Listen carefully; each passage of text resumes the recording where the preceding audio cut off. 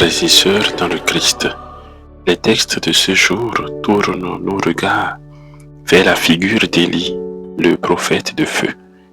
Dans la première lecture, Ben Sira le sage fait l'éloge d'Élie. Il rappelle la puissance de sa parole. Sa parole était forte et brûlait comme une torche. Elle n'était pas sans effet. Élie fit venir la famine sur Israël.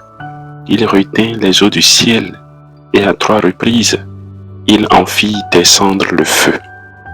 Pour finir, lui-même a été enlevé dans un tourbillon de feu par un char au coursier de feu. Ben Sira finit ses propos en évoquant la figure d'Élie par rapport aux fins dernières. Il doit venir préparer la fin des temps. Dans le but d'apaiser la colère avant qu'elle n'éclate, afin de ramener le cœur des pères vers les fils et de rétablir les tribus de Jacob. Élie devrait donc revenir préparer les gens à accueillir le Messie. S'appuyant sur Malachie 3, verset 23, les Israélites ne pouvaient pas recevoir Jésus comme Messie sans voir d'abord Élie. Élie annonçait un événement et quelqu'un de plus grand.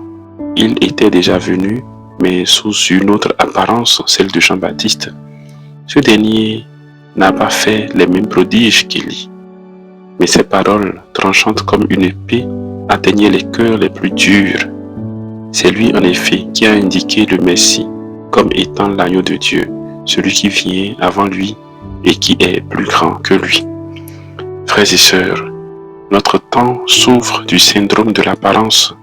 Nous taillons plus d'importance à la parole de ceux dont l'apparence nous convainc, tournant dos à ce qui est valeureux. La coquille de l'œuf ne dit rien de sa richesse. Accueillons ce que Dieu nous donne comme grâce aujourd'hui. Ainsi, nous pourrons reconnaître dans l'enfant de la crèche notre Dieu et notre Seigneur.